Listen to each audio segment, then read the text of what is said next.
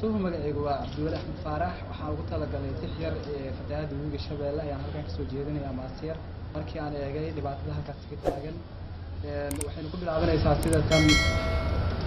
barta lagu xiriiriyo markaan eego bustiyada indhaha ay booyo qalbiga busheelo bistay baan ahaadaa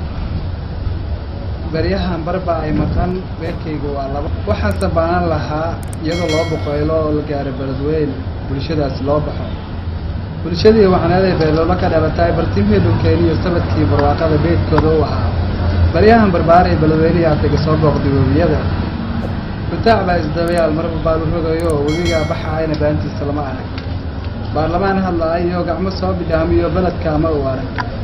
burburkii dalkii dadkaba beledka barka ma harin baaba boogaday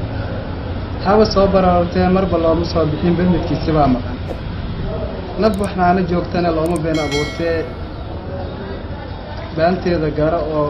bulshada mar u neeg qaybtan wuxuu ku socotaa madaxweynaha dalka Farmaajo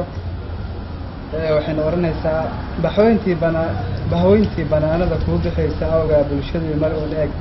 8 February oo barxadii ciyaaraha ku soo baxdo ku bogaalitaan bartamihii magaalada golahii darwiisheed bariyo kugu soo baxdaanahay booskii ciyaaraha maalinta bidaanta ku soo baxdaanahay